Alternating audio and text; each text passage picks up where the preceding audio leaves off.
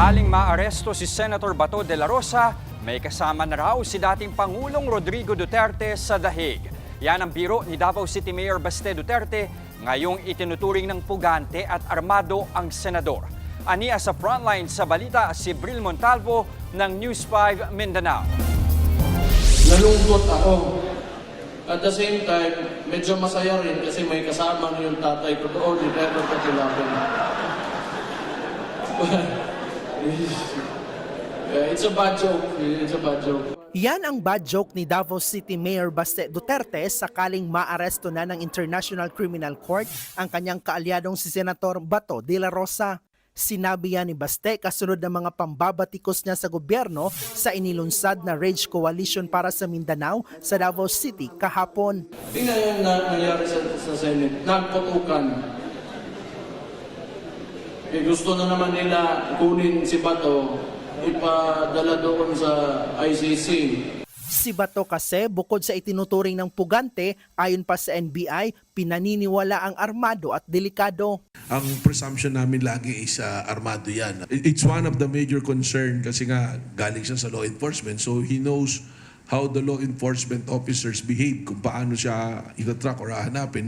Pero ang kampo ni Bato, kinall out si Matibag. Sa pahayag ni Attorney Israelito Torion, wala raw makatotohanang basihan para ituring na armed and dangerous ang senador. Muli rin itong iginiit na walang nilabag na batas si Bato. Dagdag pa ni Torion, wala ring inilalabas na warrant of arrest ang local court kaya hindi pwedeng ipatupad ang arrest warrant mula sa ICC. Yan ay kahit pa mismong ang Department of Justice na ang nag-utos na ipatupad na ang arrest warrant mula sa ICC laban sa senador. Naghain naman ang motion for reconsideration ang kampo ni Bato kasunod ng pagbasura ng Korte Suprema sa Temporary Restraining Order o TRO laban sa ICC warrant of arrest. We already filed a manifestation yesterday at around 2 o'clock in the afternoon, informing the Supreme Court and that on Monday, we will await Familiarizing yourself with emergency exits and procedures can save lives in critical situations. Multiple exit routes from the Grand Ball. Sa ngayon, nag-deploy na ng tracker teams ang NBI para hanapin at arestuhin ang senador. Posible rin daw managot sa batas ang sinumang tutulong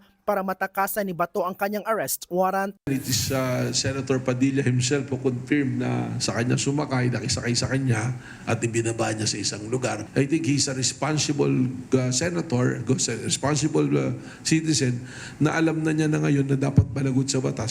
Base sa CCTV at sa investigasyon, pinasakay ni Senator Robin Padilla si Bato palabas ng Senate premises madaling araw noong May 14, ilang oras makalipas ang barilan sa Senado. Inamin din niya ni Padilla. Ibinaba raw niya sa Makati si Bato at doon sinundo ng sariling sasakyan ang senador. Pero ngayon, hindi na raw niya alam kung nasaan si Bato. Maging si Torion, no contact din daw sa kanyang kliyente. The last time that I had contact with him was perhaps an hour or 30 minutes before he exited from the Senate. After that, no contact anymore. But I am in constant contact with the members of the family, always.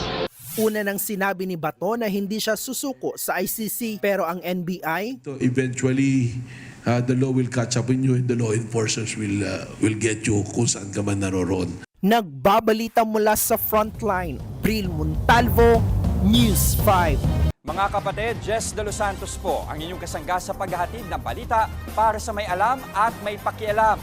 Para sa tuloy-tuloy na makabuluhang balitaan, mag-follow at mag-subscribe na sa social media pages ng News 5.